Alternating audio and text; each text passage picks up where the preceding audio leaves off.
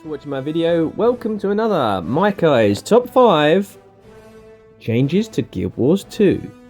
So, Guild Wars 2 is coming up to be 3 years old, and obviously they're going to be releasing their first expansion.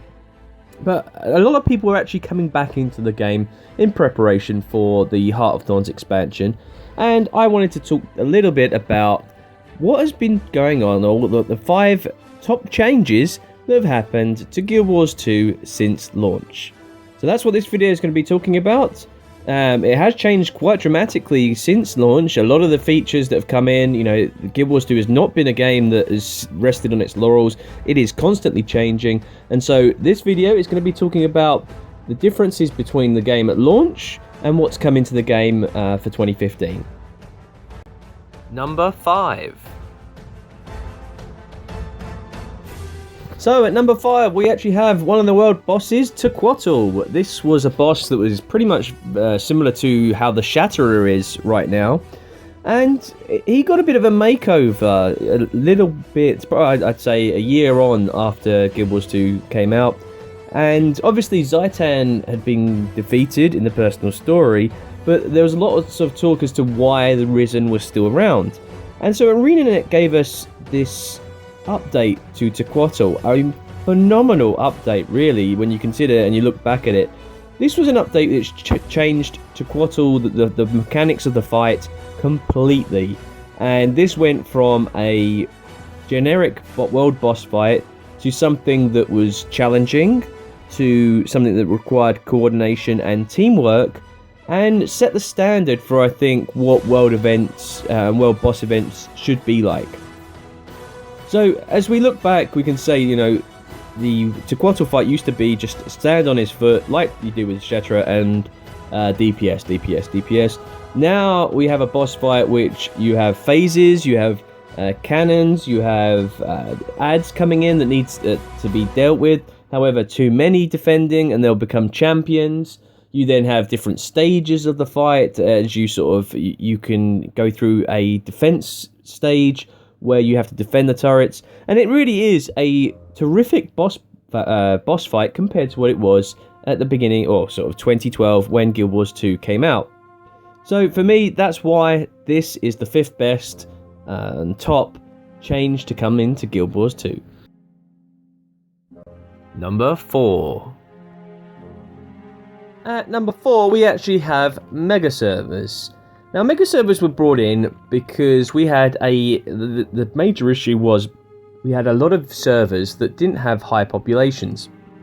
So you can see here, I'm in Lion's Arch, and there are lots of people around me. This is going on. We're pretty midday, so it's not going to be too busy on a sort of Monday, or Tuesday, sorry. And this was a bit of an issue for Guild Wars 2. Particularly if you look at the world map I'm on, I'm actually on Tarnished Coast. I'm actually in one of the top servers for NA, and so it's generally very populated, but not in every map. And if you look here at the world map, there are sort of a lot of maps that we have in Guild Wars 2.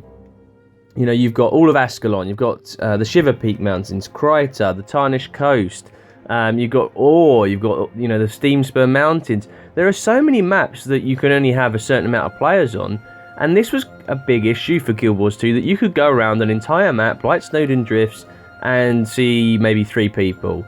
You could go around Gindaran Fields, Kessex Hills, and you'd barely see anybody. And a lot of people didn't like it because they liked the fact that they were specific servers and they found it difficult to get into their own server. For example, if they wanted to meet up with all their guildies, then they would know that if they're all on the same server, they could do that. And one of the issues was that if you wanted to, like, for example, the Citadel of Flame, if it wasn't open on your server, as you can see here, it's open on mine, I could guest to another server, and we could go in and enter it that way. Overall, however, I think that the Mega Server has been a phenomenal success. Particularly things like number 5 we mentioned about Tequatl. Before, if your server was doing the Tequatl fight and you couldn't get in, you knew that this the overflow was not going to do it. Now there are multiple different servers, or if you refer back to Guild Wars 1, districts, and most of them have a good chance at doing the Tequatl fight if they're, decent population. You have the servers of Tarnished Coast, Blackgate, Jade Quarry, all being funneled, say when Tequatl spawns, will all come in and try and enter this map here in Sparkfly Fen. But obviously, you can only have a certain amount of people at one time, and it's much easier to get into a map that has a decent amount of players. And so you can actually go around the map, and generally, even some of these like lower maps, like Fields of Ruin, Bladeridge Steps, Iron Marches, Fireheart Rise, you can go around and you will see lots of people going around those maps, which is much, much more than you would previous system. So Guild Wars 2 now is a much better game for those players who are needing help, and for a community type game, it's much, much better. Number 3. At number 3, we actually have the changes that came in and the bonuses they gave to achievements. So the achievement panel never used to look like this. I mean, we did have the option that we would get rewards for doing certain achievements. You get achievement points, but they never really meant anything. I mean, what was the whole point of them? Then they brought in these rewards, significant rewards for getting achievement points. You get gold, you get laurels, you get an account-bound bonus, and some other option. You might get a skin, as you can see here for Xena skins. You might get, as you can see there, 3 account bonuses, and a lot of gold, and some laurels. Or you might get some of these different other skins, like Radiant armor skins. And this was a huge change because it gave people an incentive to go and do a lot of achievements. And not only that, the actual reward you get from these achievements is pretty substantial. If you look here in my bank here, Mystic Forge Stones come out of these rewards, and these are really useful items to get from that. You can get world versus world items, you can get boosters, and it means that if you don't spend money on Black Lion chest keys and actually opening these, you can get boosters from these reward chests. And generally, it's what keeps me going, trying to get more and more achievements, knowing that I'll get up to that next stage and getting more and more achievement points, which gives me more and more rank. So I just want to quickly show you as well what the actual point is. You can see here the account bonuses, and these are all the bonuses that you get. Obviously, Magic Find's affected by many different things, but you have XP gain, you have Karma gain, you have Gold Find, and these are all really big bonuses that I've got from getting a lot of achievement points. But even if we go to the wardrobe, which we'll have a look at a bit later, but if we look at for example, if we go back to the hero, it was Hellfire, that's the one. These are all the different armor skins that you can only get by actually doing achievement points. So you can see here, if we look at if we go to light, we have light shoulders, we have light gloves, we have light boots. That's what my character will look like. But then obviously you can tell that I've not got all the full achievements, because then I haven't got the light chest and I haven't got the light leggings. And that will be a complete armor set that you can only get by doing achievements. And so that is really, really impressive that, ArenaNet brought this in. There are other ones as well. You've got the Radiant armor set. So if we have a look at this is the Radiant armor. And this is pretty cool. Obviously, again, you can only get it when you've hit a certain amount of achievement points. So I haven't got quite the amount needed for the leggings or the chest piece. But this is something that really makes you stand out, because you're the only way you can get this. You can't get it through any other way. You can't buy it from the trading post. You could only get it by doing achievements. And it's given people an incentive to keep playing the game, to keep going. And they've even got leaderboards for achievements as well. So I'm hoping that you agree with me that bringing in these rewards for achievements has kept a lot of people in the game. Number 2. And the number 2 big item here, as we can see, I'm still on my Elementalist, but the number 2 change that came into Guild Wars 2 was to do with the Legendary. So let's have a look. The Legendary weapon that I actually have on me is my Bifrost. This is, as you can see, account bound. This never used to be the case. This always was, it was soul bound to your character. So once you would have to get multiple legendaries if you wanted to have them on some of your alternate characters. I'm loving this change because it means now if I want to have this staff on my Guardian and I need, for example, some agony resistance, I'll plonk this into the bank and give it to my Guardian, my Mesmer, my Necro, any profession that needs a staff, and they will have a legendary staff that's infused with agony resistance, and that means I can go and do fractals if I want to.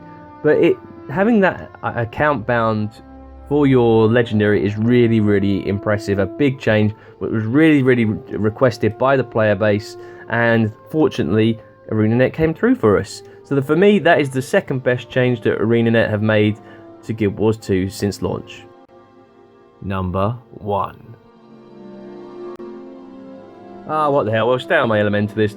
The number 1 biggest change to come into Guild Wars 2 since launch is something that was really out of the blue and is something pretty fun, pretty amazing, and glad they brought it in. It is the wardrobe. So let's have a look. This is the wardrobe system. This is where you used to be able to collect transmutation charges and you could transmutate your armor. So for example, I actually did this on the old system. What you'll notice is this is an ascended set of armor, but the actual type of armor it is human tier 3 cultural armor, and light armor for that matter as well, and I actually use charges to do that. Now if you want to change your set of armor, you can do it so easily. Say for example I've got some new carapace vestments. I've got 401 transmutation charges, and it just as simple as apply. That's it, and that changes my skin. And this is how quick, easy it was. For those of you who want to get a lot of different skins, you can unlock many different ones, through dungeons. Like here, this is the Inquest one. We've got Heritage Armor, which comes from Guild Wars 1 rewards. You've got things like, where have we got here? Ascalon, so this is to do with AC, the Ascalon Catacombs dungeon path. You've got the Twilight Arbor dungeon path. And again, you've got the Luminescent Vestments. You've got the Glorious Raiment, that's from the PvP reward track. And so there's all these different chest pieces and armor pieces that you can get, and you can freely apply it. It doesn't matter if you get it on my Elementalist, if I get it on Mesmer, as long as you unlock it, you can use it on any of your characters. And that is amazing. And not only that, your weapons as well, it's the same. If you've got the Bifrost, you can have the Bifrost on every character of yours. You may not have the weapon, the Bifrost, but you can have the skin. You can have Black Lion chest pieces, Black Lion weapons. You can have special crafted weapons. Again, Black Lion weapons. You've got, you can bring in lots of different weapons, ascended weapons, different colors of that. You've got as well the dungeon weapons you can have in. All these you can change freely. It costs you 1 charge. And you can change it back again. The stats don't change, just the cosmetics. And the wardrobe's brilliant. Not only that, they brought in dyes. Dyes are also able to be account bound, and the dye system's fantastic. The way you can easily change. The only thing I would say is that you can't actually save your dye settings, so it's a bit annoying on that front. But the fact that you can actually preview and check out some of the different dyes that you don't have unlocked, and you think, oh, this looks cool, I'll buy that, and you go, okay. Finding the trading post. Let's see how much this is worth. Whoa, this is 523 gold. I can't afford that. So, but that's an option for you as well. If we also go back, and you can also, if you go into your bank section, you've got the wardrobe storage, and you can have a look at all the different skins you have. Look at all of these. All of the armor sets, all of your weapon sets. These are all under your, it's taking a little bit long to load, but these are all under your wardrobe. You've even got miniatures that have been put under wardrobe now, which is really useful to have these all organised. Outfits as well. So the wardrobe system, but not only that, when they brought in the wardrobe system, they made a Karma account bound, Gold account bound, and it meant you didn't have to swap characters. So creating the wardrobe, nobody in the player base knew this was coming, and it was a big shock that when they introduced this, because everybody pretty much loved this idea.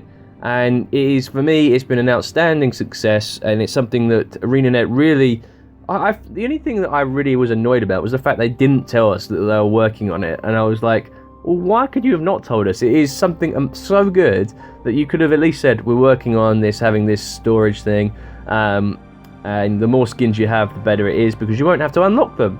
So a lot of people, this is when PvP, the wardrobe system was different to the PvE wardrobe, and so a lot of people with PvE skins that didn't have in PvE ended up doing a lot, pretty well out of it. But yeah, to me, this has been a fantastic success, and it's something that I'm glad ArenaNet continue to work on and continue to refine.